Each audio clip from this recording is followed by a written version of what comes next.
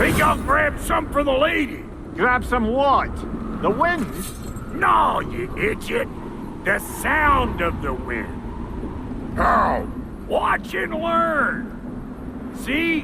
Dwarven magic's all about the intangibles. The relationship between the stuff what you can touch and what you can't. It's about understanding. Understanding what?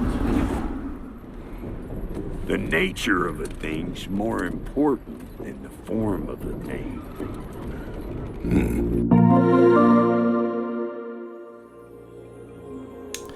Hello, and welcome to episode 25 of the video game podcast, PlayStation Pals. I'm your host, Nick, and I'm joined by the Axel to my sweet tooth, John. John, we're recording late because you experienced some car combat yourself. Do you want to elaborate why we're recording on a Saturday morning? Wow, that's good. Well done with the Twisted Metal reference. I didn't even catch that until you mentioned it. Yeah. So I drive a older car. It's still nice. I like it. It's a 2001 Ford Mustang convertible, and it's got 115,000 miles on it. So it's old, but not too super bad. And I don't know our listeners out there who know anything about cars, but the tie rod ball joint just decided it didn't want to be on my car anymore and popped off. And so my front left wheel just basically fell off while I was driving. And so I got my first experience with calling a tow truck, being, and I was out in Bloomfield Hills too, and I live. Oh, that's right. Yeah. Well, there's a little bit of doxing for you, Nick. I know you hate it when I do that, but so I was far away from home, so I had to deal with like getting a tow truck, getting the car back to where I had to go, and just all this nonsense. So I've had a bit of a 36 hours. So if I'm extra salty, extra angry today, folks, I apologize. But real world shit is not as fun as video game shit. No, I will say that. No, and do you think this has anything to do with me using the wheel? I was about to say, yeah, probably. This is probably all your fault. So if there are any, extra costs, Nick, I will be coming for you. So just sue the wheel. Yeah, no kidding. Can we? It's Google's wheel, right? We use Google's wheel. Maybe we need to switch the wheel program. We got to find some like other. This one's obviously cursed. Yeah. All right. Well, here we can talk about video games now. Thank all God. Your car troubles. Put it in the back of your brain. Yeah. Because I did want to share a few things before we get into the format. And one good news is we're getting Neon White, John. That game that you really wanted. It was one of your predictions to be at one of the shows, I remember, to come to PlayStation, but yeah, I think I've guessed that for the last 2 or 3, just because it seemed like one of those perfect small little 30-second announcements that kind of most people forget about. But for those few weirdos out there who are just so ingrained in the industry, you might get a little excited. So yeah, it's on its way. I'm super pumped. Yeah, it got teased because it showed up on the New Zealand storefront, and then the PlayStation blog went ahead and just had a big old article about it. So it's coming December 13th. Yeah. So are you gonna get it? Yeah, definitely. This is, for those who don't know, Neon White, it is a game that came out this year. It's a little more of like I said, a niche title. But it kind of operates in this space where you're going in level by level. Each level, I think, is like 30 seconds to a minute, so they're pretty quick. And your only goal really is to clear out all the demons within the level. And it's kind of a first-person shooter-esque style game, but the weird gimmick with this is you're collecting cards throughout the level that are tied to different guns, and you can use the guns obviously to kill demons, but if you discard that card, there is a mobility perk that will come with the card. So for instance, if you have, I think, a rifle and you discard the card, it launches you forward, kind of like a forward dash, or there's other ones like bombs that allow you to kind of double bounce off of them. So it's kind of this mix of platforming, first-person shooting, time trial things, and from everything I've heard about this, every single person seems that have played it says it's absolutely just a addicting as hell fun game to play. And there's also a weird Japanese visual novel, I think, alongside it too, but I've heard that is kind of just weird. But I'm also down to embrace the weird, if I know going in that it's meant to be that way. So, yeah, man, I'm pumped. I don't know if I'll be getting it day one. I still am chugging my way through God of War and I have Elden Ring, chirping at me from the background too. So I don't know if I'll get it immediately. I might get lucky and it goes on sale within 2 months or something. But needless to say, as soon as I have a window, or me, if I can't control myself and it's like 4% off, and I'm like, "Oh, it's a deal," I'll go ahead and get it. But yeah, how about you, man? I think I've talked about it a little bit more than you do. Is this something that you're interested in as well, or are you going to kind of wait till you get my take on it? Yeah, I think I might check it out. Again, this month is kind of finally slower on releases.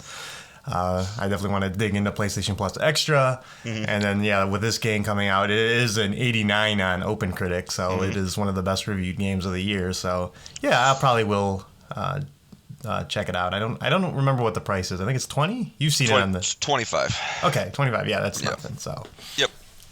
Yeah. Very cool. Nothing very for exciting. Big Daddy Warbucks Nick over here.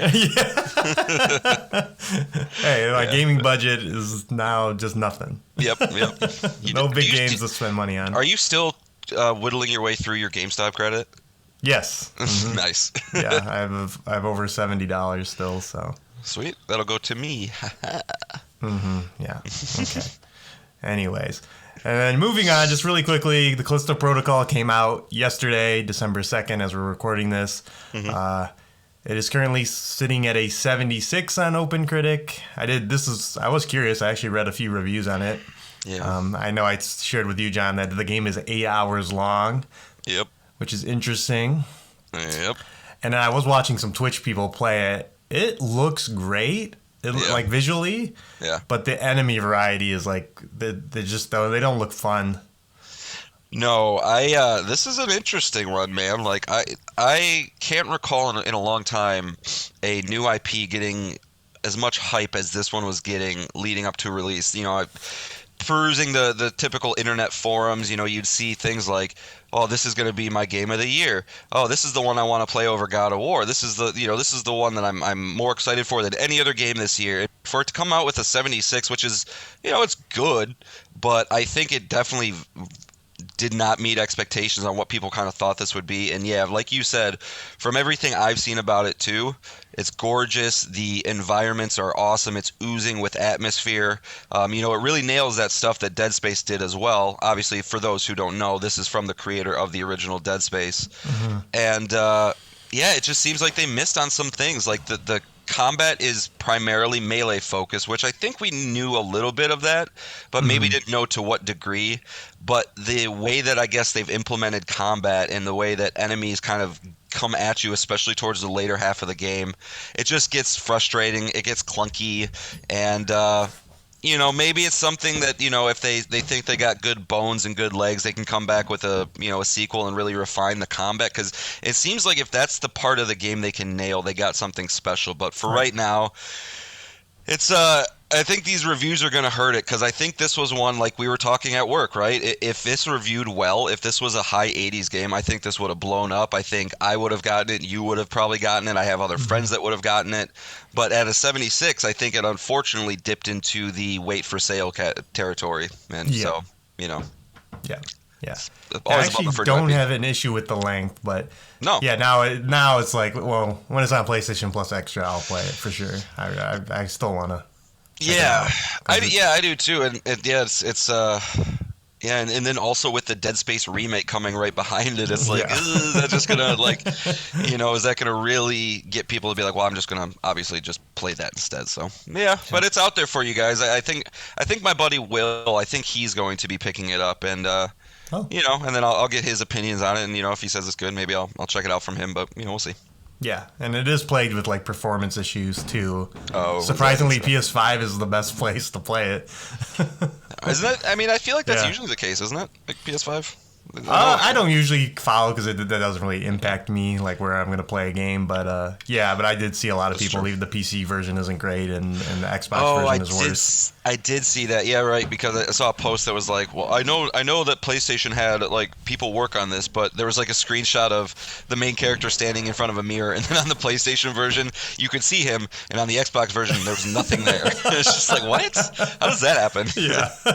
Which is like such a minor thing. It's not going to ruin a game for me, but it is interesting that like that's a part of like that's a thing that would be a difference between the machines. I don't know. Yeah, and just to elaborate on what you just said, yeah, PlayStation helped with the mocap, right, on this game? Yeah, PlayStation Visual Arts, which is like a lot of, it's a helping team for PlayStation. I think that does a lot of work with the cutscenes, the mocap, things like that. I think it's just one of those special teams that gives PlayStation that extra shine that all their games seem to have. So yeah, when I heard that, I was like, oh, sweet. Like we know that at least visually it's going to be on that level, but it just the gameplay side, it seems like they missed a bit. I don't know. Maybe they were just trying to differentiate themselves a little bit from Dead Space and be like, okay, we're going to go more melee focus, and then didn't land it as hard.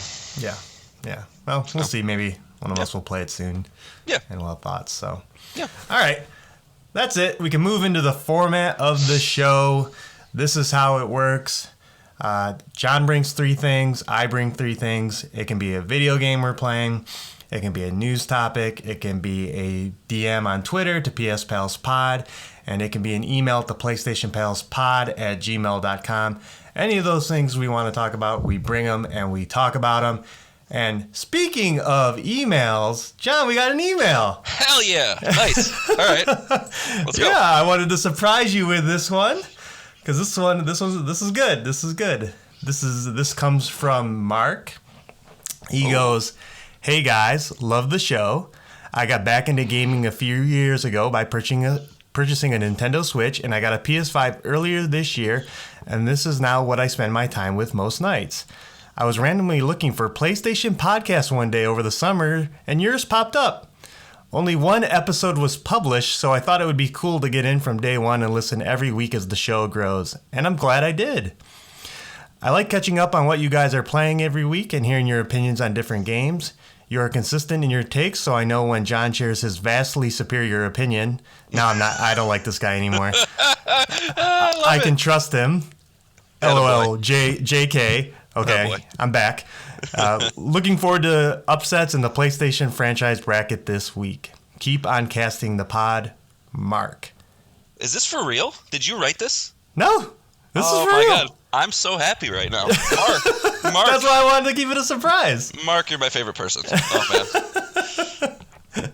I was checking last night, and I almost told you right away, but I was like, no, I want John to hear this one, not live on the air. So that's awesome. That's awesome. I was so happy that I've kind of blanked out, and I was like, was there a question there, or were we just talking about how awesome we are? No, there's no question. So Okay. that's why I just wanted to bring it in really quickly now. So yeah, thanks, Beautiful. Mark, for writing in. Yeah, Mark, thanks. Appreciate it. Keep it coming, man. If there's any, if you have any opinions you want to share, if there's any, special things that interest you about gaming that you want us to talk about more, please keep it coming, man. We can't get enough of that kind of stuff. Yeah. So And also let me know why my opinions are better than Nick's, because I would love to continue to rub that into his face if I can. No. That's okay. Because it's wrong. Yeah, whatever, bud. All right, now we can finally move into the format of the show. John, what are you bringing first? All right, guys. So, gotta keep tradition is tradition. It is the time of the month. Go over the PlayStation Essentials. And we got some interesting ones this month. So these are coming this upcoming Tuesday, December 6th. Again, these are the Essentials tier. So if you are just that standard PlayStation subscriber, the games that you've been getting every single month for the past God knows how long, these are those games. So first and foremost, the obvious big hitter for the month is the Mass Effect Legendary Edition, and this is a remastered version of the first 3 Mass Effect games from BioWare that came out last year. And so I was kind of going to let you take a little bit of this, Nick, because you do have a long history with these games. I know that they are some of your favorites, but for those out there who somehow don't know what these games are, they came out in 2008, 2010, and 2012, I believe, 1, 2, and 3. And some regarded as some of the greatest games of all time, especially if you're a narrative type of player. You like building those relationships with characters. I don't know if there's a game series out there that can match these ones. And then I know Mass Effect 2 especially is the game. I personally, I've played 1. I started 2. I do want to eventually get back to it because I do think this is a game series that you need to be invested in. You can't be bouncing around between games like I do sometimes. So, yeah, go ahead, Nick. Take it away if there's just anything you want to say about Mass Effect, because I know that, these are kind of one of that's it's a special series for you, I think. Yeah, I mean, it is a legendary RPG series for sure. Clapping, so good.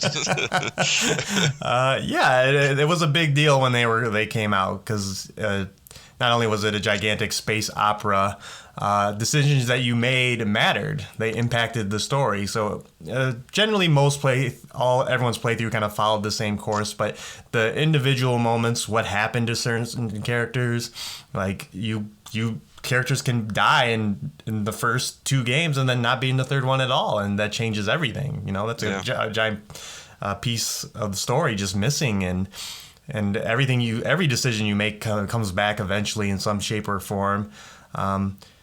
It's not as innovative as now that I'm pulled back from it, because the big thing was the dialogue wheel. Yeah. But the way things were positioned on the dialogue wheel kind of said what was like the Paragon and Renegade. So Paragon being the good choice and Renegade being the badass kind of evil choice. And where things were positioned on the wheel kind of determined that. So you're kind of led down a path. Mm. And you got certain unlocks for being fully Paragon or fully Renegade. And looking back, I'd really much prefer how like The Witcher did it, where there's a little more nuance. There's really not a right answer. Do you want to throw this baby into an oven? Well, I don't know. Yeah, exactly. I guess. But still, it's an incredible game series. It's one of the best series out there, and Mass Effect Andromeda notwithstanding. But sure. And that is not in this, so good. No. But yeah, if you want, this would take you a while to beat, and it's fantastic. There's just so many memorable characters: Garrus, Mordin. And a lot of great booties. Ooh, yeah. If you're one of those guys who want to build intimate relationships with your shipmates, this is the game for you. Yeah. But so definitely check that out, guys. If you've missed this series or whatever the case, or you're just looking to have them go through them again. But it's just nice knowing, honestly, that now I will, as long as I'm a PlayStation Plus subscriber, I have Mass Effect 1, 2, and 3, so that's pretty cool. All right, and then next up we have from Experiment 101 Games, Biomutant. This is published by THQ Nordic, and I think if you know THQ Nordic, it kind of tells you everything you need to know about this game. It's got a 67 on OpenCritic. It's not as high as you would like to see, but I will say there is a group, a type of game out there that just kind of is there to have fun with. And like, if you can kind of want to shut your brain off and just go through and do some things, I think this is the kind of game for you. This is an open world third-person shooter, melee style action game. To me it very much looks like Ratchet and Clank, but just with obviously not as much, I don't know, nuance and variety going on. But it's something that I've still always wanted to check out. So if you're into open worlds, if you're into kind of that checkbox style Assassin's Creed type of game, this might be something that you'll be into. I just looked up a couple reviews just to kind of see what the general consensus of the game was, and I think this little blurb that I found might be a pretty good explanation of like what you're looking to get with this game. It says it's very pretty, but this patchwork of other games' ideas never have enough on its own to keep you interested during the repetitive and overfamiliar open world action. So to me, that just says like, hey, you're not going to get anything innovative, you're not going to get anything groundbreaking, but if you want to come in, you want to kill some mobs of enemies, get some new weapons, things like that, it's going to be a fun time. But repetitive and uninspired is probably like the two words that seem to kind of describe the game most. So don't know if I'd recommend it over the dearth of other games out there that are available for you to play, but might be your thing. And then lastly, this one's kind of weird because we get one of these every once in a while. The biggest example being Rocket League, but this is a game that is debuting on the PlayStation Essentials platform. So, they're really trying to get that immediate install base into it because this is a multiplayer style game, much like Rocket League. And it is called Divine Knockout, or DKO. It seems like they're really trying to push that abbreviation. But this is from Redbeard Games. Looks to be their first game. Published by High Res Studios, who also did Smite. Seems to be their other big game. So this is they describe it as a 3D platform brawler, which, looking at a little bit of gameplay, it's obvious that they're trying to be a 3D Super Smash Brothers. But you're fighting as different god/mythical creatures. So, think Hercules, Athena, Thor, King Arthur, Amaterasu, that kind of stuff. But I think it's an interesting concept, and I did watch a little bit of a gameplay video. Obviously, since it's not out yet, there's not a ton of it, but I think this is an interesting concept and a good, there's always so many subgenres out there that are just waiting to get breached. Battle Royale was definitely one of them that was just kind of this weird genre that someone, just figured out and did, and it got huge. So obviously we all know how big platform brawlers are, and Smash Brothers being the king of them all. And so there is room, I think, for a 3D one of these to work. But I got to say, Nick, after watching a little bit of the gameplay, I don't think this is it. Not to judge something too quickly, but it just looks very, very shallow. Not a lot of depth to the gameplay with, basic 3-hit combos and things like that. It's really the art style that does it for me. Is like I just can't. Yeah. It's just very simplistic and just not very attractive looking. No, like all the characters, the characters don't have a lot of personality to them. They're like all the same size. They might just be having like different skins that look like it. They look like they have different skins on.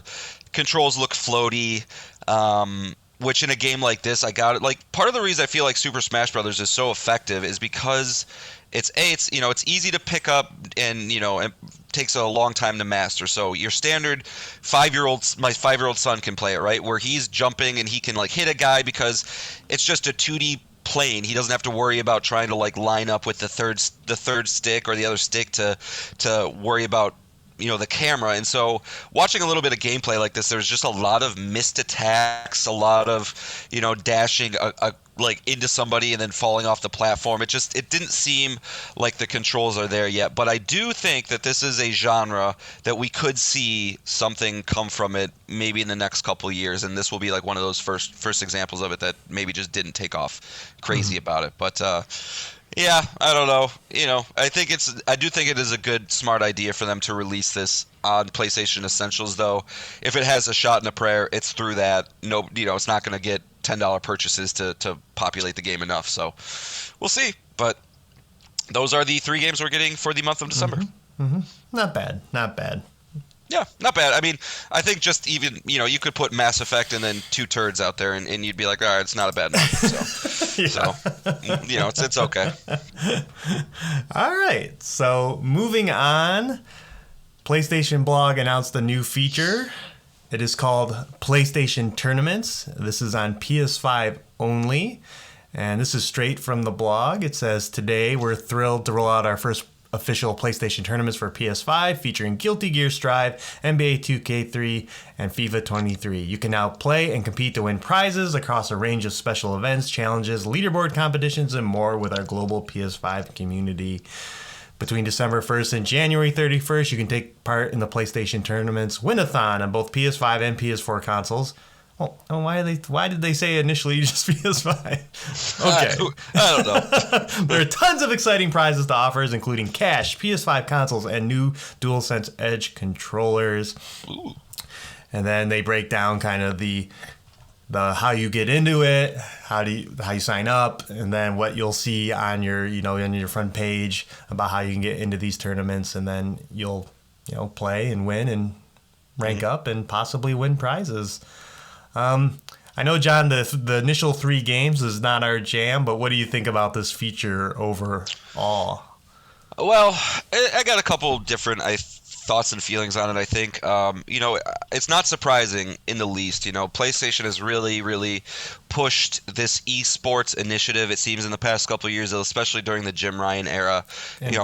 They bought. Okay, you're gonna say what I was just gonna say. Right, purchasing Evo, right? Yes. You know, the biggest fighting tournament in the world is, you know, a huge push into that space. So it's only natural that they would, you know, continue down that path and try and incorporate it into their ecosystem as a whole. And I think that idea in and of itself is fantastic. I mean, who doesn't want the opportunity to do the thing they love and get more things from it. So, yeah, like you said, you know, these 3 games not for us, but I do like the idea of tournaments. That being said, you know, for me, right, my game that I would want to see in tournaments is Rocket League, right? That's the competitive game that I play the most. I've put over 1,000 hours into this game, you know, so far, and I am a high diamond player, low champ almost. Ooh. Well, yeah, I'm saying that like, I'm a badass, but also, I don't have a fucking shot or a prayer to win any of these tournaments, man. There's no chance that, like, if I go into one of these things, you know, I'm going to get just stomped by, you know, these supersonic legend players or whoever. It's just, I would be very curious to see if Sony has some sort of system in place or plans to kind of ensure that those who want to play in tournaments are not just consistently getting stomped by the same, you know, high-level players. And maybe there is no solution to that. Maybe it's just like, well, you want to fucking win, bud, get good. That's what competitions are. That's what tournaments are. Like, you know, if you enter a tournament, expect to win. So maybe there's nothing like that. But I will say until, like, if a Rocket League tournament comes around, I'm going to do it. I just don't expect anything to come from it. But, you know, I can't. It's kind of like PlayStation Stars. It doesn't hurt me. It doesn't affect me in any way. It's just more. It's investing more into the ecosystem to, you know, keep people excited about being a PlayStation member, and I think that's cool. Yeah. Sorry. Yeah, it adds increased stakes. Like that's always nice to not just be playing another match of Rocket League or another match of Warzone or whatever. It's just like now there's a little more stakes to it. And, you know, whether you win or lose, it doesn't matter as long as you're having a good time. So, yeah, it's neat.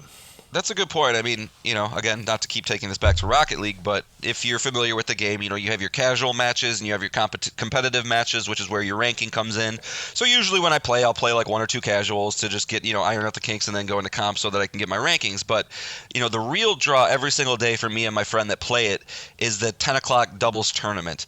Because like you just said, it's increased stakes. Even though it's bullshit digital stakes that don't matter at all, it's still a little bit of an extra thing where it feels better to win. It feels better to get further into it where, you know, you get to the end of that tournament, you're like, okay, let's go, you know, we're ready to do it. And so, yeah, to actually have like a dual sense edge on the line, oh man, you can get so fucking pumped if you won. That'd be amazing.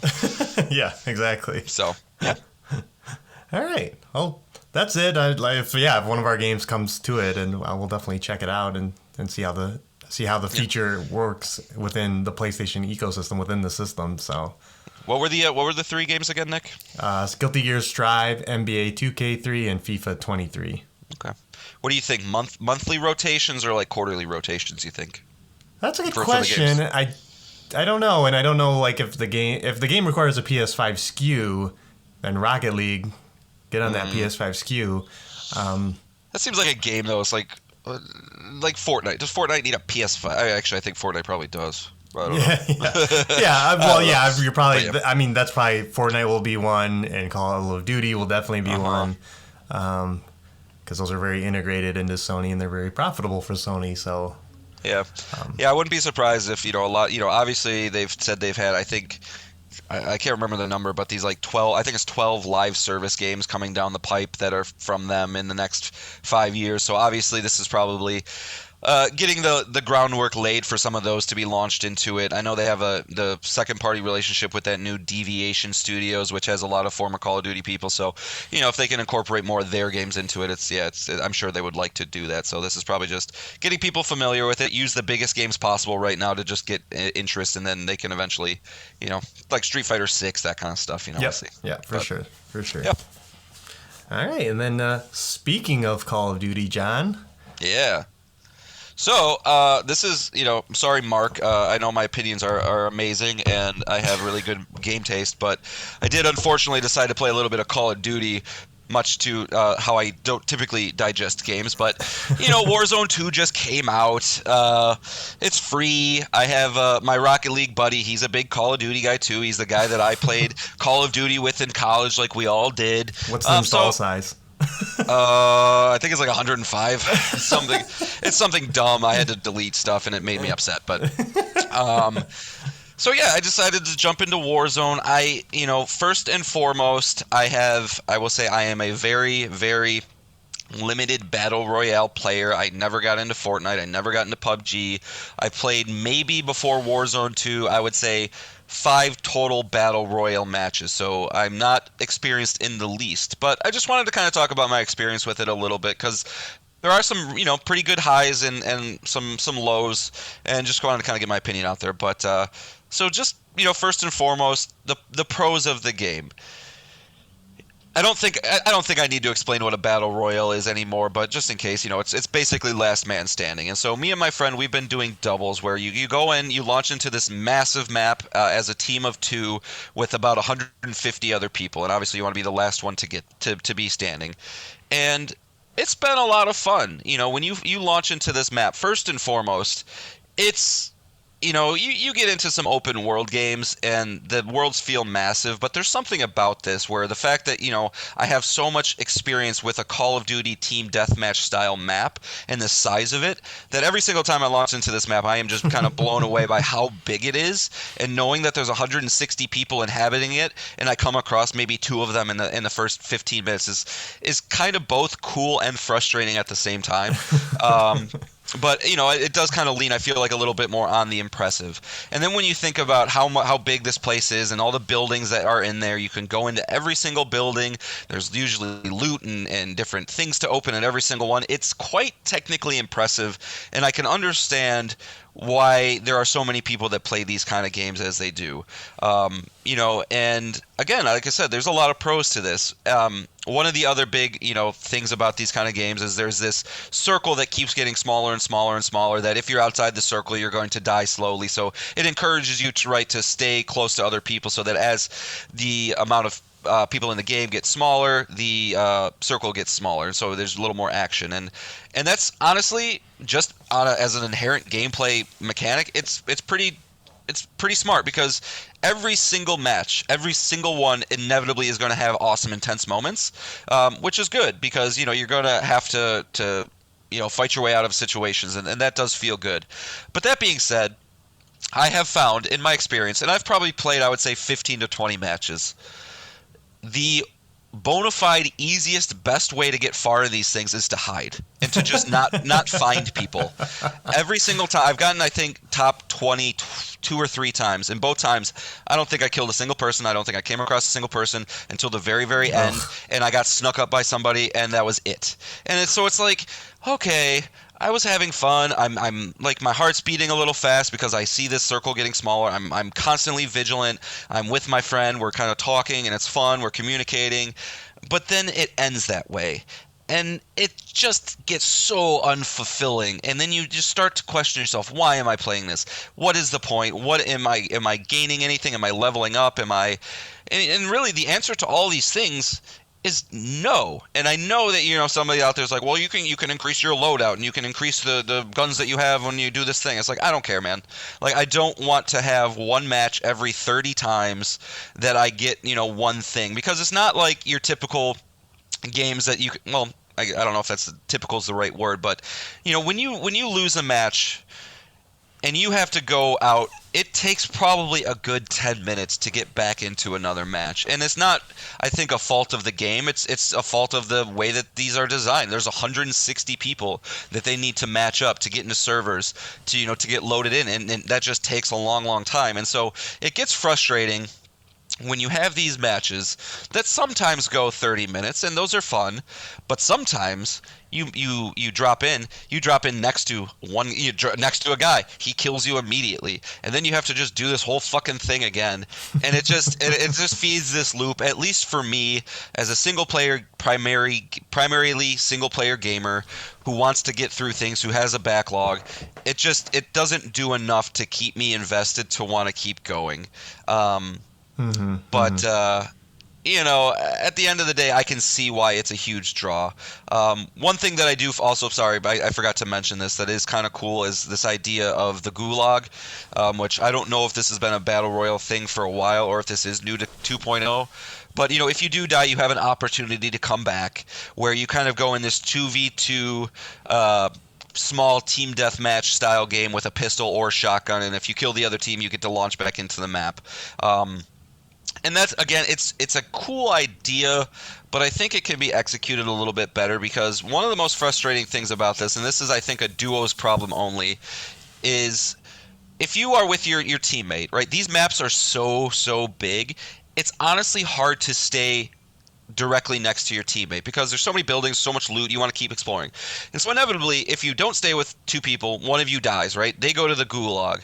Now they have to win their gulag fight. Let's say they do, then they launch back in. By the time they've launched back in, you die. Now you go back in, you do your gulag thing, you die. Now you're just sitting there spectating, watching your friend. And I feel like there should almost be a way where it's like, if you die, you can select amount of time that passes before, while you can potentially wait for your friend to die as well, right? So that when you go into the gulag, you're matched with your partner, your friend, your person that you partied up with, that you obviously are wanting to play with, because we're not playing duos to then go play solos. You know what I mean? There's got to be a way to try and stay together a little bit better, and I don't know the solution to that. It's just something that I kind of had a problem with, because yeah, and that's probably is what they would tell you. It's like, well, because I get it. You don't want people to say, well, I'm going to wait for my gulag buddy and then not have to go into the gulag and then wait for another 50 people to die and then only to come back in because you're I get it. There's balancing issues and things, but I don't know. And these might be a lot of my own personal things kind of bleeding into this. But I did want to give it a good shake because it is, I don't know if you saw this stat, Nick, but I think we reported last week God of War Ragnarok sold 5.1 million copies in its first week, making it the fastest selling PlayStation exclusive of all time. Great stuff, right? Mm-hmm. Warzone had 25 million people in its first week.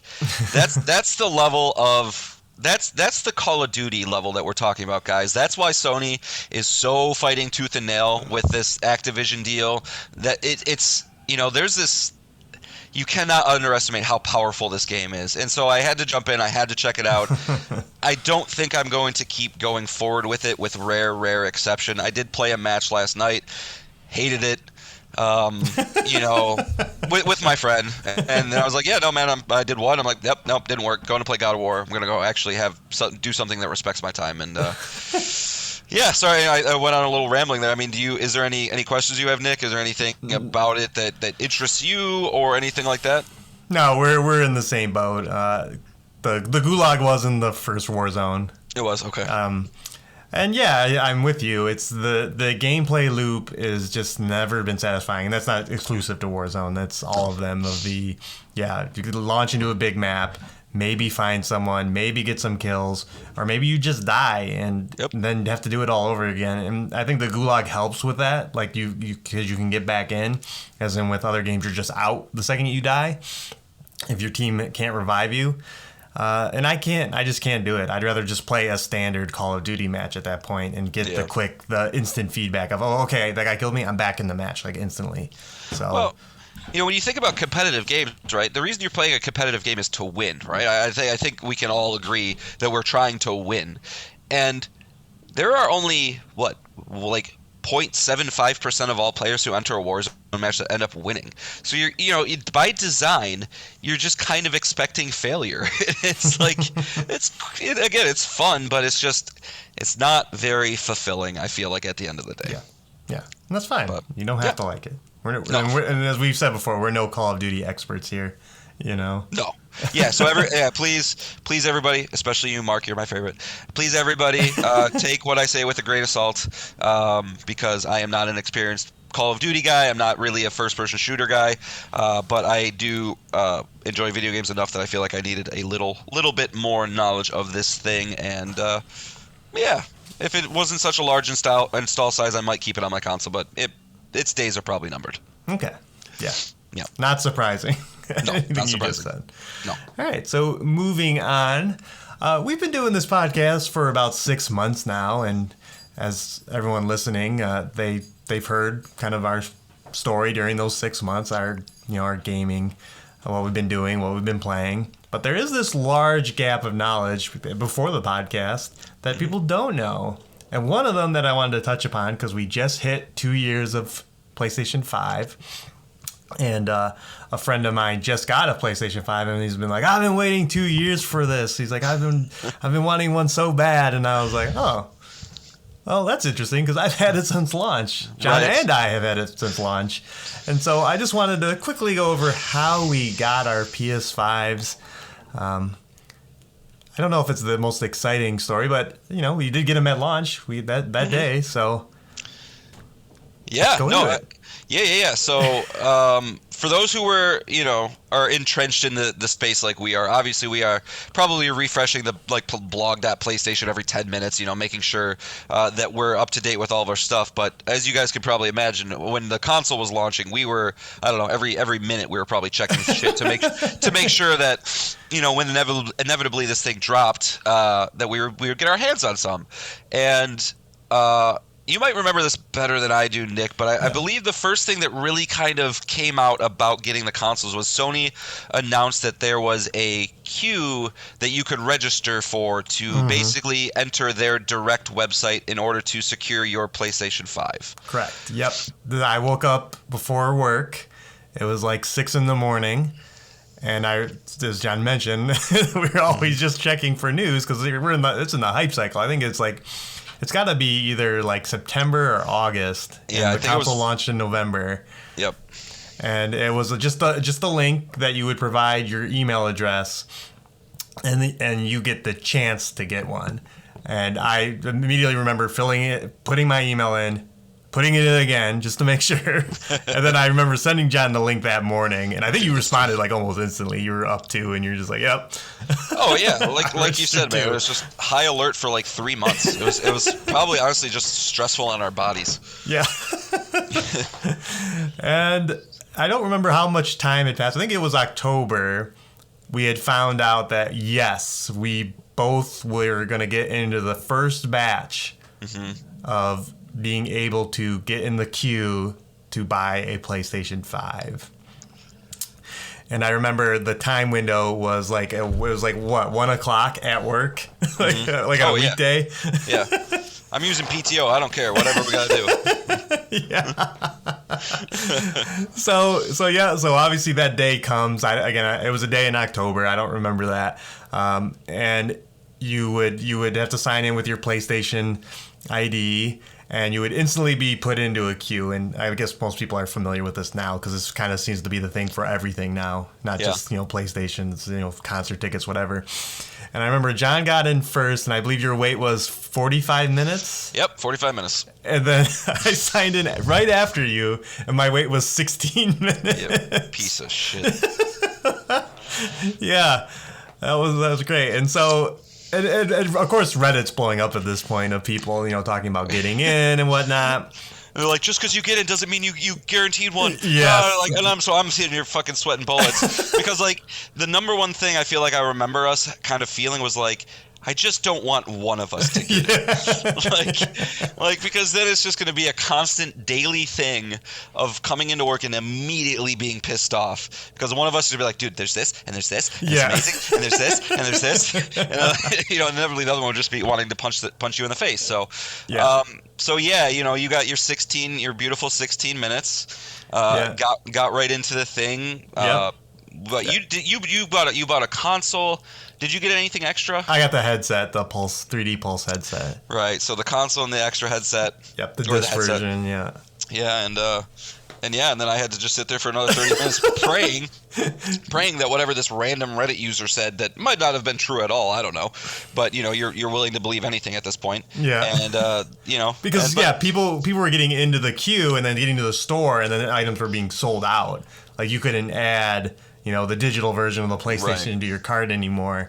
And And I stuff think like that was part of it, right? Because I believe when the console was coming out, Sony said that 10% of all consoles they were making were the digital ones. They really weren't manufacturing it one for one. It was more of a smaller item. I don't know if they had internal data saying they weren't going to sell as much or what, but I think so. There's a lot of those people who wanted the digital one that were going on there, and then saying, it's sold out or whatever the case. But needless extra stress that I didn't need at that point, regardless.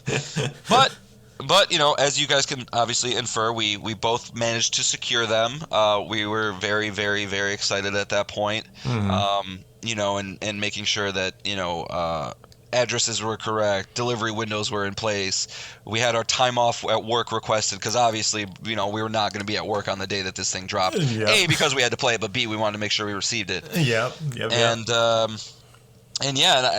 For me, the day it came was almost just as stressful as the day of picking it up. And there's probably people out there listening right now that are like, John, don't be such a pussy. Like, stress. Why are you stressed? Like, it's not that big of a deal. But again, we have a video game podcast, guys. This is kind of a big deal. And well, we didn't at the time. No, we didn't. But obviously we do now. And so how much we care about this hobby. And and so we knew that the console would be arriving by FedEx, and I believe you got yours first, Nick, right? Yeah, I did want to quickly add is I had the days off for this. Okay. And then the weekend before, my partner got COVID. She got COVID the weekend before the PlayStation 5 came out, and so that was stressful on its own. I ended up having to just take a lot more time off than I was planning on. Well, and also remember, this is 2020 COVID. This isn't 2022 COVID. This is when we actually didn't know what the fuck. Yeah, exactly. So I had that on top of it. And I did get it before you because I sent you the picture of it on my floor before. So once again, poor John. Well, and again, I don't, if my memory serves me correct, I think this was like 11 o'clock you probably got yours, something like that. And around noon... I'm the dog at the window, right? I am the guy that's just staring out the window, waiting.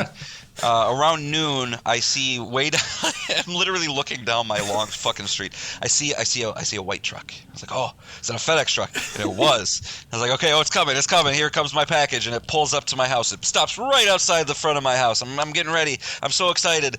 And they walk to the other side of the street. I'm like, okay, I'm the second guy. That's fine. They go back in their truck and they drive away. I just am a little lost puppy in the window, just so sad. But I think it was probably about 2 hours later, another FedEx truck came. It was mine. I didn't even have to sign for it, so that was nice. And I don't know about you, Nick. I'm 33. I know how old you are, but I'm 33.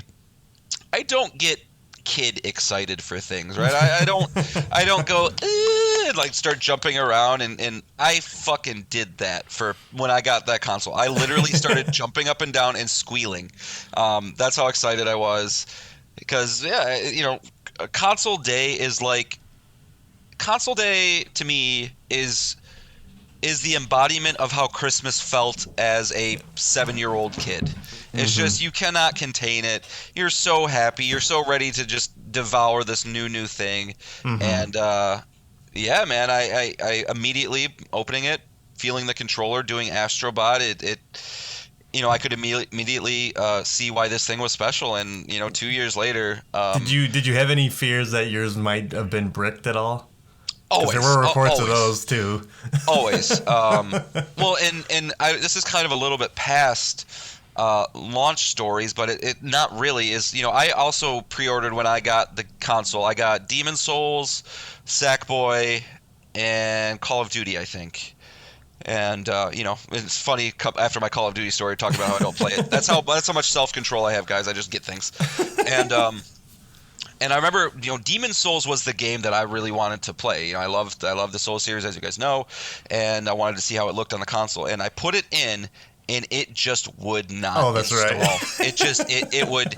It would get to the install screen, and it just wouldn't fucking load itself in. And so I thought, okay, I have a bad disc, or whatever the case. Again, this is launch day, so I'm like, fuck it. I bought Demon Souls digitally. Right? I'm like, I'm just going to get it digitally. I don't care. I want to play it today. I'll return Demon Souls even if I just have to get my GameStop credit. I don't care. And then that didn't work. I was like, okay, what the hell? This is digital. So at that point, I thought I was like, oh god damn it, something's wrong with the system. What do I do? Did of course your little internet sleuthing and just found out that I just had to kind of reset my PlayStation one more time, like hard factory reset it, and then that worked. So I don't know what that was all about. It hasn't happened since, but yeah, I think it's just some of those little first console kinks that you gotta iron out. But yeah, man. But nothing but smooth sailing from then. I mean, I think that the first 2 years have been absolutely great. I think people were a little hard on it the launch, like first year or whatnot. Seemed like people were being a little bit hard on it, maybe because there was a little more cross generational things than we were typically used to. But 2 years, 2 years strong, and I have no doubts that the next 5 years are going to be equally awesome. Yeah. No, we were very fortunate that we ended up getting it at launch. As again, as the craziness continued of scalpers and just everyone just having to fight tooth and nail at Amazon, Best Buy, all the big retailers here in the States, and just coming up empty all the time, and just here me and John are like, woo! Yeah. Yay! Yeah, I really wonder, like, if neither of us got it that day, I wonder how long it would have taken us, because, like your friend, right, saying that he really, really wanted one. I feel like I've seen him a decent amount over the past 2 years, and, like, I wonder, would I have just really fought tooth and nail to get one, or would I have just went to eBay and spent $800? I don't know.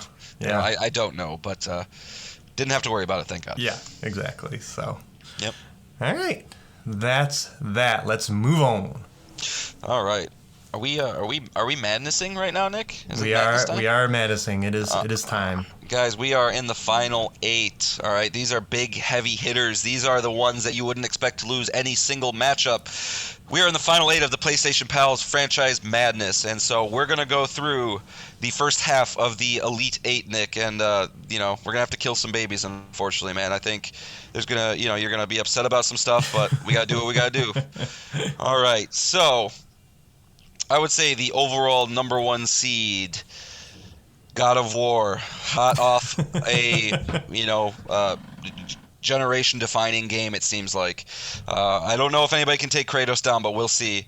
It might be our furry, metally, Lombax, and ratchety, robot-y friend, Ratchet and Clank, taking on God of War. Can the little Lombax, can he dethrone the guy who somehow killed Zeus? Can that happen? You weigh in on this first, John. Is there a chance? No, there's not a chance, but I think it's a fight. I think Ratchet and Clank is the embodiment of video game fun to me. I think that they have a very cartoonish art style that's fun, that's vibrant, that's wacky, zany, amazing guns. The series has always had some of the most fun with guns that I've ever had in games, because you're not using your standard, assault rifles or whatever. You're using a bouncer that throws out this mine that explodes into other mines that ricochets off people. You're using, a sheep gun that turns enemies into sheep, or a disco ball that makes everybody dance, and all these just zany things that just, you can't help but smile. And let's not forget to talk about how these are some of the, at least Rift Apart is one of the most gorgeous looking games I've ever seen. Looks like a full-fledged Pixar movie. But all that being said, God of War is a bona fide masterpiece, top to bottom. It's going to take something truly top tier, and Ratchet and Clank is maybe not on that top echelon. They're not making the Mount Rushmore of PlayStation. They're they're the second fiddle probably. And so I think Kratos has to take this one. Probably not to a shock of anybody, at least on my standpoint. I'm not sure if you agree, but I think you probably do. I definitely agree. Again, we're on the heels of, and you're currently playing a God of War game right now. It's really not fair that we did this during this time. Yeah, it is obviously one of the greatest games of this year, and definitely one of the greatest games on PS5. As you mentioned, Ratchet and Clank is a great franchise. It is probably the most purest fun franchise. You're not like God of War Ragnarok. You're gonna get frustrated at some points in some of these fights. Yep. You'll never get frustrated in the Ratchet and Clank game. They're just so much fun, and just a visual spectacle of great animation, great weapons as you touched on, and yeah, it's as you said, it's just not up there with God of War, but still great. Yeah, and you know, I think you know, Ratchet and Clank developed by Insomniac. I think that's just Insomniac's bread and butter. Is they just know what makes games fun. I haven't dived into dove into Sunset Overdrive as much as you have, but I know that was also just another pure fun game. Spider-Man, pure fun. Like, they just know how to make games feel good, how to look good, and how to play good. Not to mention how fucking fast that studio churns games out. Like, they are something special over there in Insomniac. So no shade thrown to them.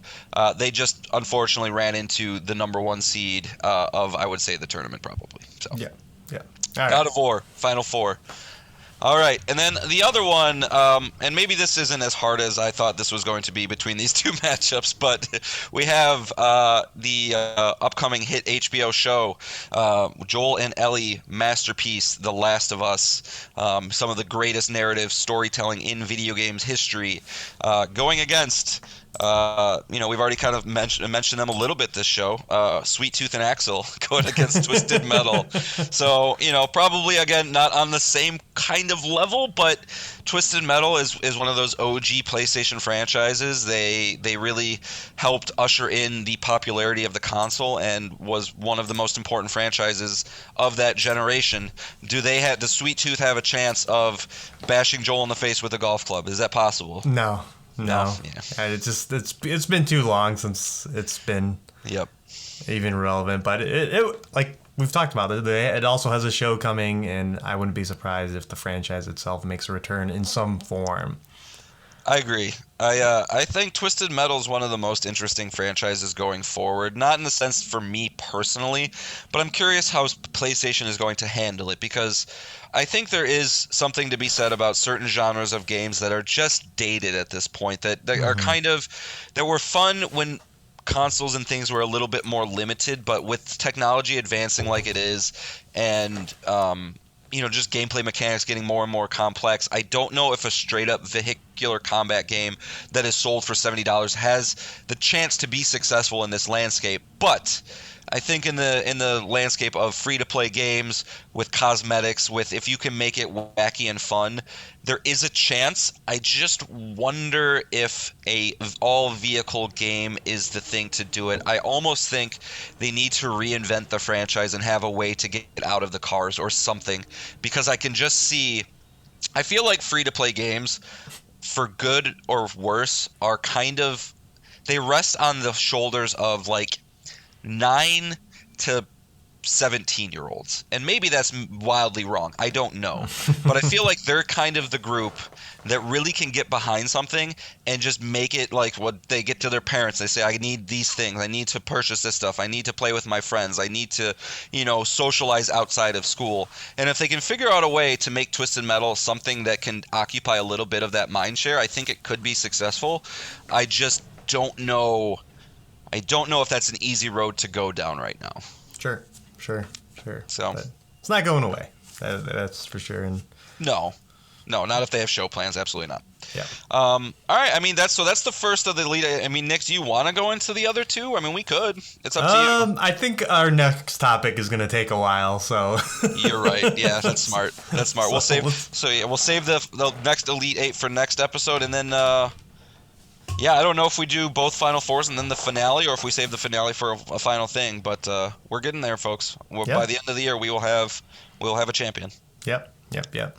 All right. So speaking of that next topic, as we mentioned, PlayStation 5 has been out for 2 years. So I think it's finally time that we have the show's top 10 PS5 games. So if anyone ever comes to us and goes, I just got a PS5. And we're like, well, here you go. These are the games that we're going to tell you should be playing on it. So how it's going to work is we're each going to say a game that we off of our list, and then we'll decide if it's a lock, like there's no way this game is moving, or we'll just add it to the list. And then once we have our 10, we will argue for swaps. All right. I like it. So I'll start things off, and we'll just say God of War. What? real quick, there has to be a PS5 SKU for it to qualify. So no PS4 games that you can simply play on the PS5. Correct. Yes. If it doesn't have a PS5 SKU, then it does not count. So again, I'll just start things off. God of War Ragnarok is going to be on this list, and it is a lock. Lock it. Yep, that one cannot be moved. Yep. All right, John. Right. What are you bringing next? Hades. Yep. Hades. If we had a podcast last year, this would have been the game that I wouldn't have been able to shut up about. It's a roguelike for those who are familiar with that genre, where you're much like Returnal. You're kind of starting a run, gaining abilities, getting as far as you can, and then inevitably going to lose, where you lose all that stuff and you kind of have to start again. So if you're unfamiliar with that genre, I can see how that could immediately confuse somebody or maybe turn them off from the series. But if you stick with this game, if you give this game everything that it wants you to give it, it's one of those games that would make a perfect games list. It does everything flawlessly. I couldn't get enough of it. I platinumed it and wanted more. I basically platinumed it on my Switch, and I cannot wait for what Supergiant does next, because they are masters of what they do. Yep, I agree with you. And I don't think we're going to have a lot of indie games on this list, so I think we should lock this one in too. Perfect. I would fight I don't think you you're if going it's to argue not. with me on No, that. I will kill you. This podcast is done today. All right. So that is a lock. And I think this one game is also going to be a lock. It is Astrobot's Playroom, a game that comes with the PS5. Just a great, fantastic game. It's going to come up later in the show. Yeah, it's perfect. It's so great. It's so happy. It's such a great pack-in game. Like it's still one of my favorite games on the PlayStation 5. So. Well, like we said with Ratchet, there are just games out there that are just pure joy, pure fun. This is definitely one of those. And I think if we're making a list to instruct people on these are the things to play on your new console, I think it has to be a lock, simply from the fact that it is a pack-in. You do not have to pay for it. It is there. It's installed. You don't even have to install it. So you're honestly only doing yourself a disservice if you have not gone through that game. It's also very, very quick. I think you can platinum it in about 5 hours. So it's you're only hurting yourself by not playing it, for sure. Okay, good. All right. Next, this is a lock for me, but I could see maybe, Nick, if you don't want to lock it in, and there I think be an asterisk on this as well. But Elden Ring, it just based on the reception of this game, I think even if you are not a Souls person, this game had such universal acclaim. We'll obviously talk about it later in the year when we're talking about our Game of the Year nominations, but it's just something special. It redefined / moved forward the open world genre.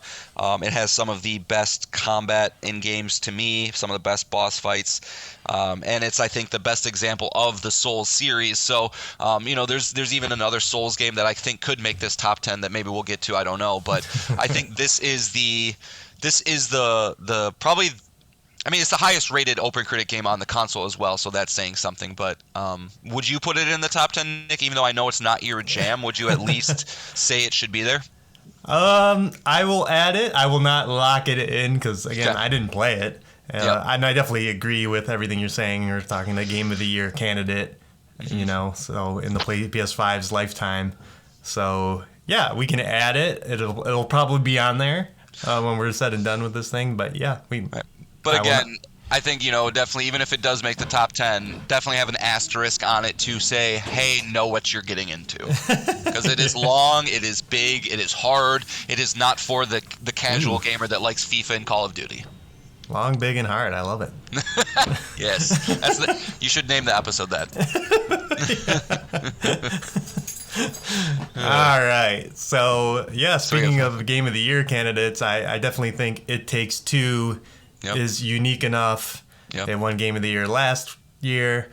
Me and John had such a great time with it. I think it kind of a little bit overstays its welcome.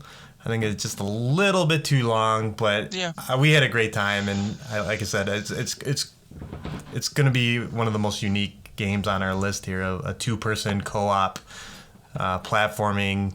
Gosh, what didn't you do in that game? Yeah, you had a literal 2D fighting game on top of a biplane against a squirrel. Yes. So like, I wholeheartedly agree with this pick. I think it's, as we've been in this medium for 40 years, games have a tendency to repeat themselves, have a tendency to kind of rehash some of the same ideas, and It Takes Two was nothing but a breath of fresh air. I honestly can say I've never played anything like it.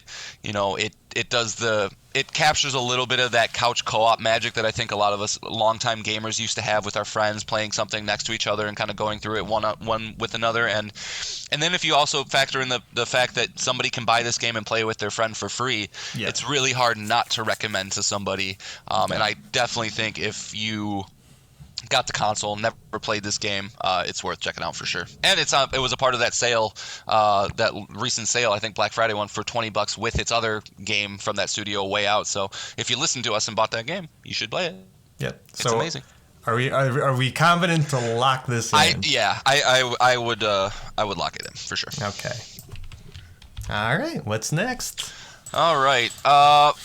So I think I'm gonna have to pick Miles Morales. What's that about?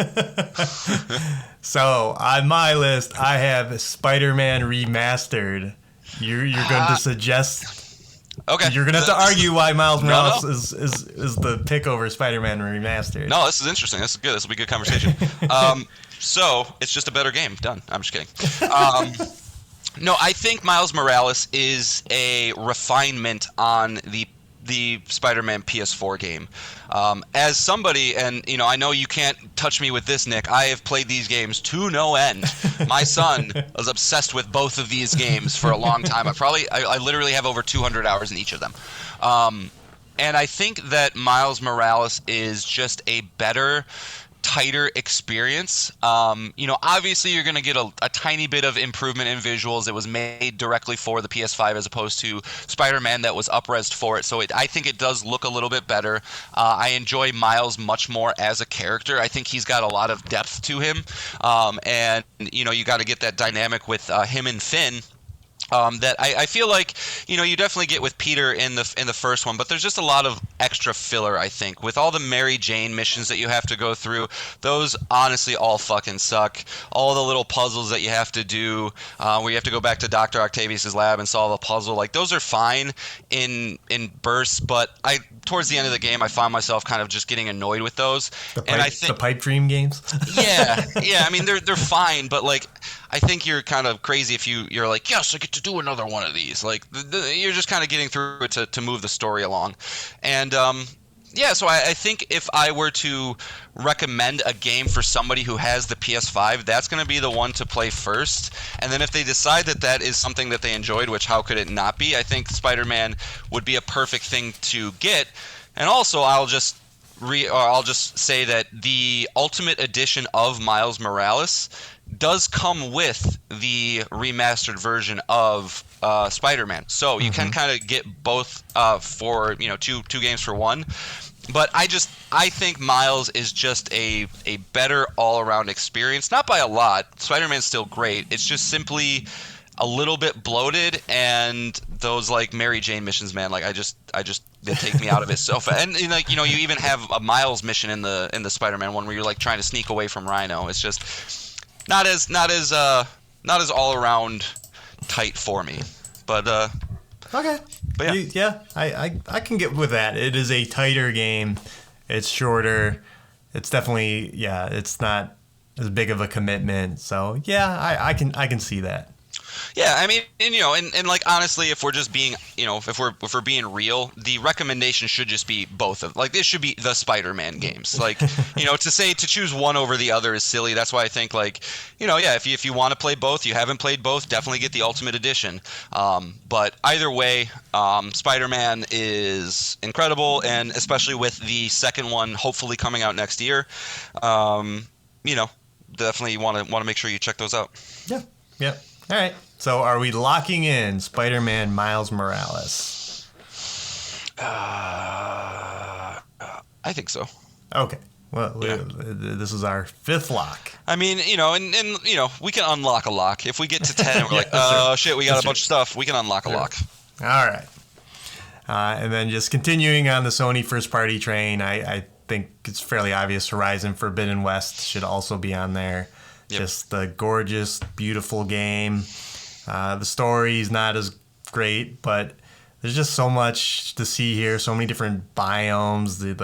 You're in the winter, the jungle, the desert, and you're riding dinosaurs. You're fighting a crazy variety of robot dinosaurs and bats and other. It's just an incredible game from front to back, and a real showcase for the PS5 as well. Yeah, the animations in this game are just absolutely absurd. The way that these mechanical creatures they've designed move and operate and attack is really something. And I think, again, part of the reason you get into the Sony ecosystem is for Sony first-party stuff. It's to see what sets them apart from their competitors, and Horizon is just a great example of that. It is the best example of the Ubisoft open world formula, so if you love it, hate it, whatever the case, I mean, that's what you're getting with this game, but for those who like it, it can't be done any better, I feel, and yeah, I mean, it's obviously a franchise that Sony is very, very invested in. We got a VR game coming, a show coming, I think an MMO coming. I think there might even be like some online component thing coming. So, it's they definitely believe in it a lot, and yeah, you definitely need to play this game if you have a PS5 for sure. Sure. All right. I'm going to avoid locking games right now. Because we're getting toward the end here. So. Well, and obviously we're saying the ones that we like the most, initially. So like it'd be weird if we said one that we didn't want to lock before we said one that we wanted to lock. But so what? We're at 6 right now. No, this is the 8th game. Eighth game, but so 6 with Elden Ring kind of just being a potential. All right. I am going to go with Ratchet and Clank Rift Apart. Okay. I think that is just a, similar to what we've been saying, it is just a shining example of a highly polished, highly fun, video game that, is from front to back just going to be a fun time. And whether you're a fan of shooters, whether you're a fan of platformers, whether you're a fan of really, I feel like this game is genre agnostic. It just doesn't really matter what you're into. It's just gonna be fun. So yeah, I mean, I would definitely throw Ratchet and Clank on there for another Sony first party game. Okay, all right. Well, we'll see if it stays. Okay, that's fine. Because I do think it is one of the weaker Sony exclusives. Sure. We have a lot already on here. Sure. So, okay, and then in that same light, we'll just throw it on there as Returnal. Yep, Housemarque's beautiful third-person roguelike that got me into roguelikes. Just a great feeling game, great bosses, great enemies, and just the tightest controls. I mean, we've talked about it before. John's playing it again. I'm trying to not right now, but yeah. Yeah, well, before Ragnarok came out, he was playing it again. Yep. So it is again one of those, and this is a PS5 only. You cannot play this anywhere else. So yeah, Returnal. I think those who have listened long enough know that I value gameplay over everything. I could get through a game that has a dog shit story with tight gameplay way before I could get through something with a great story and that feels horrible to play. And there might not be a better example of that than this. It's basically I don't know. It's just it feels unbelievably good to play that I just want to play it. There's very few games out there like Hades that when I platinum something, and I haven't gotten the platinum on this yet for mean reasons. This game doesn't do trophies very well in my opinion, but yeah, I just want to keep going. It's perfect. The way it feels is straight up perfect. Those trophies perfectly fine, John. No, it doesn't. Nobody wants RNG bullshit, all right? It's the one platinum I get to hold over your head. I love it. I know. I've been working on it, man, all right? I've been working on it. All right, John. You're at the 10th and final spot. What are you slotting in there? I'm like doubting second-guessing myself now. Let me see. Okay. I mean, it's like, okay, you got The Last of Us, but maybe...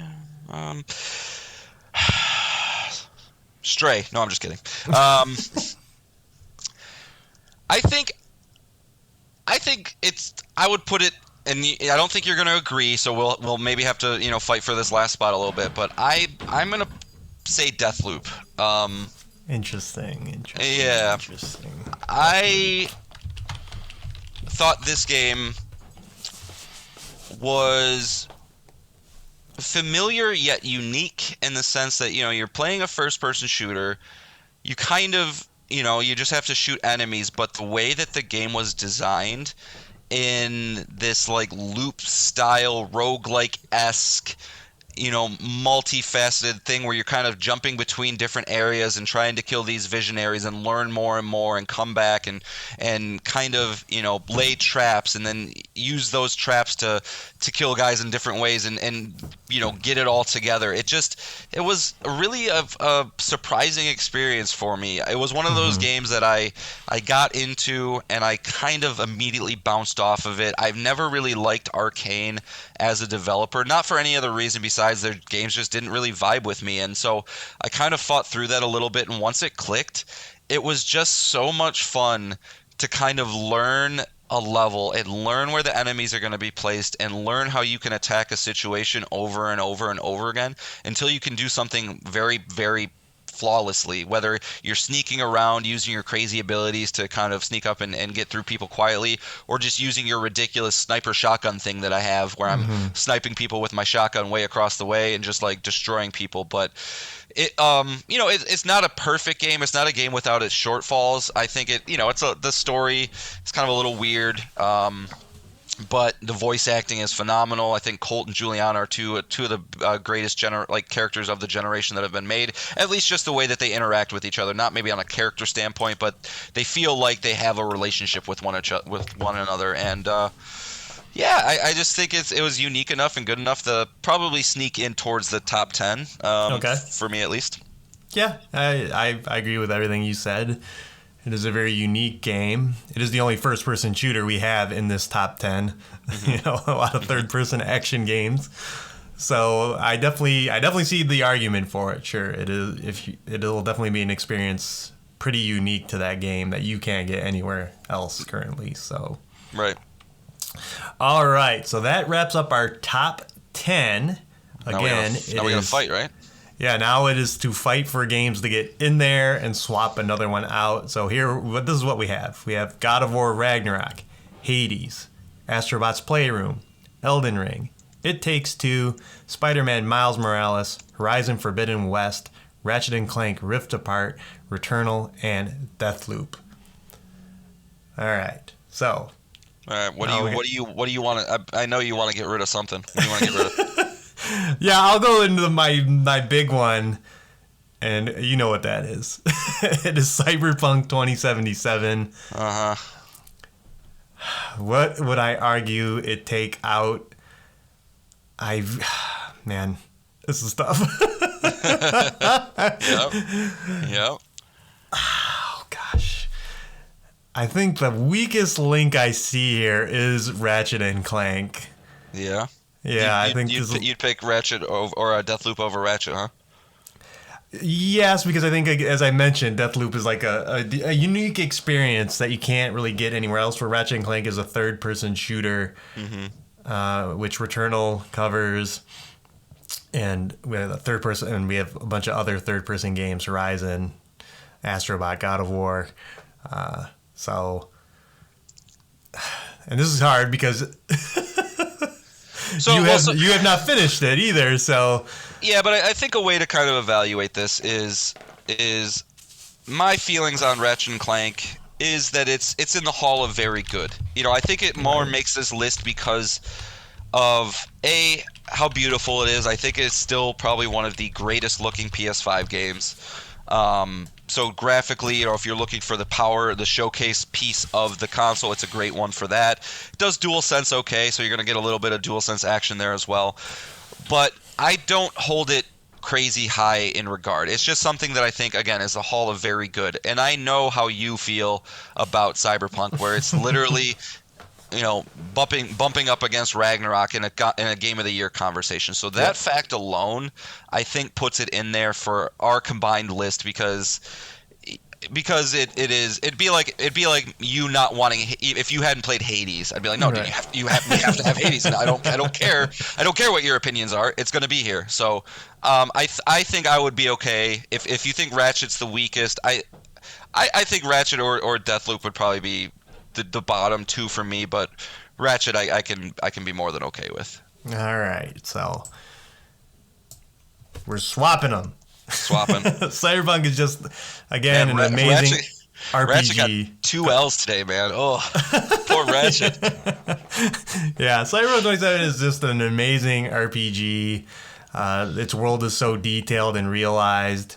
And not only is Keanu Reeves in it, he is a gigantic part of it. He is throughout the whole game, and his performance is excellent. And in fact, all the performances are really good in this. And it was a buggy mess when it launched 2 years ago, but it got fixed this year with patch 1.5. And I love this game. Like, I platinumed it, and I still have it on my console, and I want to play more of it. Give me any reason to jump in, and I'll be back. So, well, lucky for you, you will have a reason in a couple months. Yeah. So I appreciate you letting me get that game on there, even though I know you've only scratched the surface yourself. So everybody gets one, Nick. You get one. Okay. There you go. All right. So what do you got? So I have 4 more games that aren't on the list, and so maybe we'll just kind of read these off and see how you feel about any of them, so we don't talk about this forever. So I have Demon Souls, which I'm inclined not to bump anything, because if we have Elden Ring on there, I feel like there has to be one of the two, and if we have Elden Ring on the list, Demon Souls can stay off, but if Elden Ring is off, Demon Souls should be on, because I just think one of them should be. Okay. Last of Us Part 1. What more can be said about this game? The reason I could say it not being is because it is just a rehash of a 2-generational old game that, I would think if you're buying a PS5, still, even at this point, you consider yourself a pretty average gamer, and so I would think you would have probably played this at this point. So I would say not having it on there is fine, but if you haven't played it, you should still definitely play it. Yeah. Then I have Gran Turismo 7. It's fantastic, but it's a racing game, so it's hard to recommend, because do you like racing games or don't you? And that's literally the end of that conversation, I think. And then lastly, and this is the one that I don't really know how to feel or what I would want to do with it, but Disco Elysium. As I've said in the past on this show, I'm not a narrative guy. I typically don't go for that head first with my games, but this one is so special in that regard that it's probably deserves to sniff the top 10. I feel like as we get further and further into, video games being in existence, you look for more unique things like Deathloop, like It Takes Two. You're looking for these things that haven't been done before, you haven't experienced yet, and, Disco Elysium does that so well. Its writing is so fine-tuned. The mechanics are so well thought out that they have these, ways of the human mind that are kind of just interacting with one another, and I don't know I know there's nothing else like it, and I would be shocked if there's anything like it, soon or really ever. It's just that special, but I don't know what I would bump off. Again, it's just one of those so specific types of games to, if you're building a top 10 list for somebody, I could see recommending that to somebody and within 5 seconds of playing it, be like, what the fuck is this? I don't want to do this. So it's kind of a hard one to recommend, but I do think it deserves to be noted at least. Sure. All right, yeah, those are all good games, and I'm writing these all down just in case anything changes. Yeah. Oh no, I hate Forbidden West. Why isn't Okay, well, I have quite a few more here. Okay, let's do it. The only one that I think has a shot is the Final Fantasy VII Remake, the Integrate Edition, which is the PS5 version, because we do have a lack of anything Japanese and JRPG on here. Final Fantasy VII or Persona 5 Royal is another one. Well, we haven't played that. I mean, you watch someone play it. Yeah, I consider myself equipped enough to evaluate it. But yeah, I would feel gross kind of putting it on there too. But well, yeah, I mean, sell me on it, man. So what would you bump it? Would you bump anything? I don't for know it? if I don't know if I would bump anything really. Yeah, the next two weakest ones for me is like Forbidden West and Deathloop, and I just I don't know. I don't think I would bump them for that, but it's so good. And you just finished it this year. I did, and for me personally, I don't think I would bump anything. I think it was very, very, very good.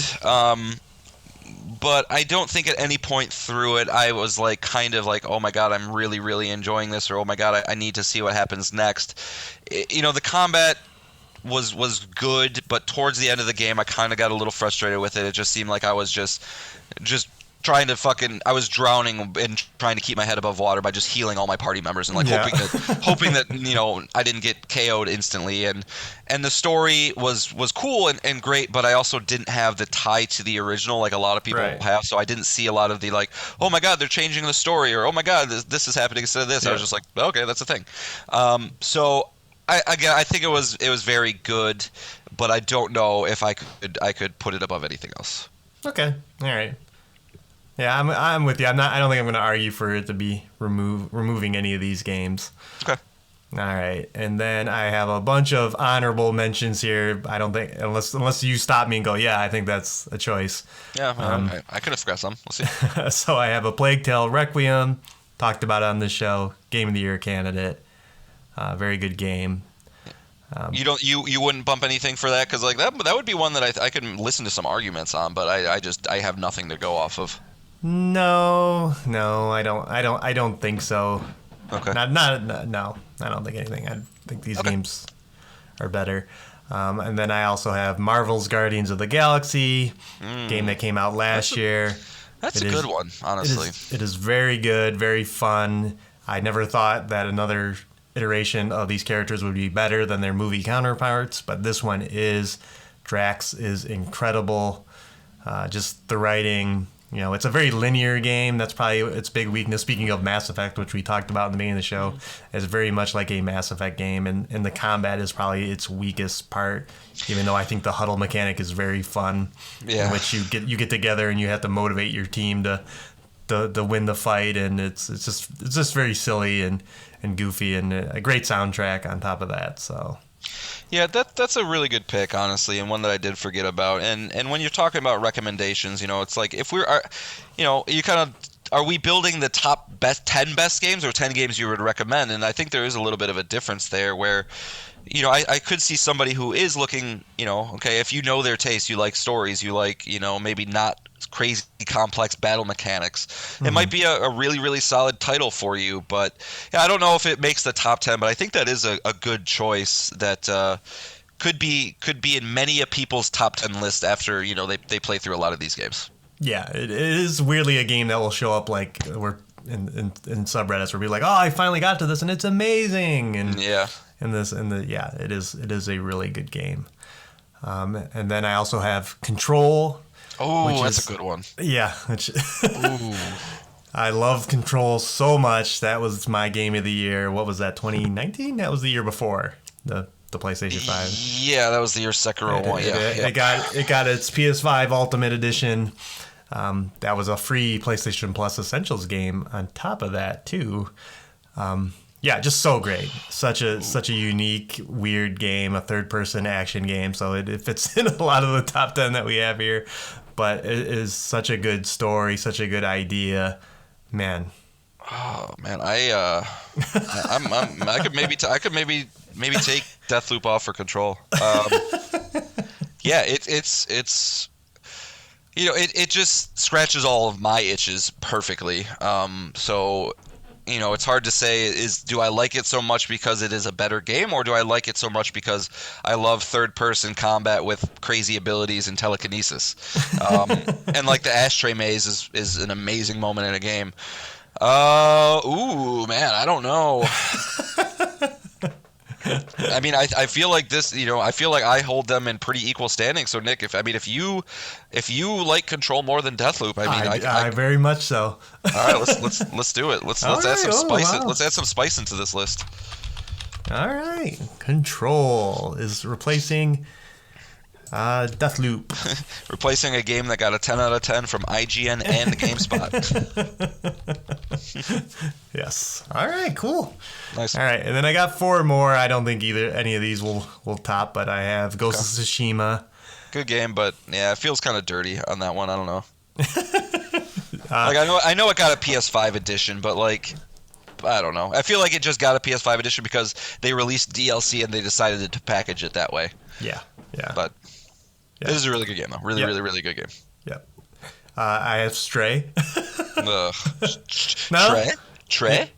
Yeah, Stray? Stray? Yeah, it's me. Not gonna happen. No, it's not. No, let's not even talk about it. And I have Jedi Fallen Order. Good one. Also a very good game. Yep. And then this is kind of cheating, but it's coming. The Witcher 3 Wild Hunt as well. Oh, I meant to tell you, I got it for $6 yesterday. Oh, did you? Yeah. I was at Disc Replay and it had $6, and it was cool because the case that it came with still had everything that it had the original CD soundtrack in it. It had a game compendium in it. So I was like, oh, this is actually a nice little package for a used game. It's got everything in it still.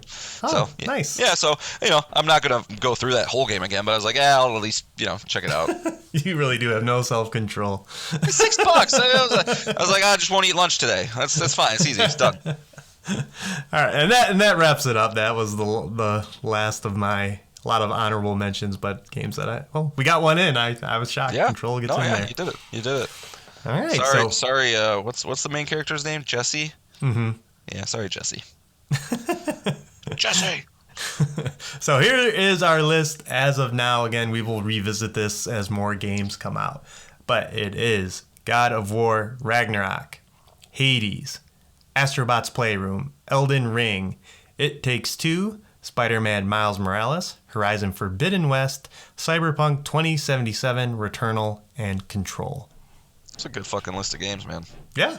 For 2 years into a console, I know some of those are cheating because Cyberpunk came out before and or did it? It didn't come out. No, it came out right after. Yeah, it came right out. It was December the year the PS5 came out. Yeah. Control is the oldest game. Control is kind of the one. But... Yeah. All right. Not too bad. Not too bad. Cool. All right. Well, there it is. If you have any mentions that we forgot, I hope we didn't forget any bigger games. But if you have any you want to throw at us, email us. Yeah. Chicory wouldn't have gotten in there. I haven't played it far enough, so. Not for me, no. No. Okay. But I could definitely see someone wanting to pick that. I think one of a little bit of not a lot of indie games in our list here. No, Death's Door. I really, really like Death's Door, but I know you weren't high on it, so it's not going to make the list. I don't know if it would even make my top 10 either, but that was one that I enjoyed quite a bit. Mm-hmm. Yeah, who knows? Maybe Neon White will eventually make the list. We'll see. Yeah, that's true. That's very true. All right, so that is it. Teasing for next week. So the Game Awards are out next week. Jeff Keighley's been a little coy, which is it's getting me even harder. Like how coy he is about this. The only game tease he has is Tekken 8. That's the only game tease we have so far. Yeah, I saw something today about how Death Stranding 2 was confirmed to be there or something, but I think it was not a verified source, so I don't know. Well, yeah, we talked about this off the air, but why we didn't pick that to be in our predictions? Yeah, I know. Jeff Keighley and Hideo Kojima are very tight, and Hideo Kojima has been teasing his next project. Yeah. Sorry, Mark. We let you down. Yeah. But he has been teasing presenters. Speaking of It Takes Two, Josef Fares, who's always an interesting character on stage. He's the director of It Takes Two. Very funny guy. Mm-hmm. He will be presenting. And speaking of Last of Us, Troy Baker and Ashley Johnson are going to be there presenting. Nice. And John's prediction came true. Pedro Pascal and Bella Ramsey will also be presenting there. So that is very exciting. Yeah. Yeah, I mean, they're definitely gonna have a whole bunch of stuff. I don't know if I said this last week, but I just wonder if Keeley's going to start like kind of toning it down, like excuse me, the hype right before the event, just with, I think, I'm sure a lot of this discussion of the past two Summer Games Fest of like, why are we doing this? This is lame, has been reaching him a bit. So maybe he's like, well, if I don't hype it up so much, maybe people will be a little bit easier on me when it comes to what the actual shows are. But I expect you're bringing me down. You're saying it's not going to be as good. I'm saying temper your expectations because we have learned we should know better by now. That's all. Yeah, that's true. I think it'll still be great, but yeah. Yeah. No, you're right. You're right. But I can't help myself. I'm sorry. Next year is going to be a big year in games, and this is kind of the lead into that. So I'm just very hopeful. But yeah. So that's really it on the teases. TCB here. Next week I'll be going on vacation the day after the Game Awards. So wait, what the hell is TCB? Taking care of business. Oh, okay. So we will not be talking about the Game Awards on our 26th show. We'll be talking about it on our 27th episode, and I believe there will be enough news and announcements that will probably make the whole show about that. So, yep. And then, as you may have noticed, we didn't talk about God of War Ragnarok this week. I think John and I made the executive decision to wait until he's done with the game. I think after you played like an hour and we talked about it for 25 minutes, kind of said, well, maybe we'll have to do a whole show on this. And we don't want to spoil it for anybody and let people enjoy the entire show, the entire podcast before we go back into it. So I think I think it's my mission and goal. I think by next podcast I can have it beaten, at least the main story. I'm hoping. Yeah. So hopefully we can at least just jump into it big next week. Okay, that's good. Other than that, I did get Kenna Bridge of Spirits. I only played a little bit of it. It is very God of War-like, which I'm kind of disappointed about. R1 light attack, R2 heavy attack, L1 parry. Like, I'm like, oh, here I go again. Well, at least you're accustomed to it. Yeah, at least I'm ready for it. So I'll have some thoughts on that coming up. And then, probably just checking out a lot of games. I think we'll be probably bouncing off a lot of different games, especially when you get done with Ragnarok. It'll be a free-for-all on games. Well, I don't know, man. Like, not to jump into a whole other thing, but like I was going through Elden Ring yesterday with my guide, and oh my god, it's my favorite way to like dive into a game like that. I was having so much fun. So but we'll have a little more to talk about that. But also, just because I just saw this, we'll have to talk about this sometime or see what it is. It might be absolutely nothing. But 3 hours ago, Tony Todd, who's playing Venom in the new Miles Morales or the new Spider-Man 2, teases what we can expect from Venom's presence in PlayStation Spider-Man 2. There's a little video. I'll have to watch that. Ooh, okay. Hope he's playable. Oh, he's 100% playable. All right. That's the whole tease of that initial trailer. Mark it down, folks. Nick says he's playable. Spider-Man, Miles Morales, and Venom will all be playable, and that game will be co-op. I guarantee it. I hope you're right for my son's sake. So, and also it's December, Game of the Year. Our own discussion is coming up. If you have any ideas for a great Game of the Year category other than Game of the Year, please email it in. I always like to have some fun ones than your typical, biggest surprise, biggest disappointment, best performance, all the typical stuff we see. So if you can come up with a weird one, I'd love to hear about it, because that'll definitely be the end of this month. We will do our Game of the Year discussion. So, sure. All right. So the song we're leaving you on is from our top 10 game, Astrobot's Playroom. It is called I'm Your GPU by Kenneth C.M. Young. This is a great song. The whole soundtrack's amazing, but this is definitely a jam for sure. So enjoy, and we will be back next week with 6 more things. So thanks for listening, everyone. Bye, guys, especially you, Mark. Bye. Bye.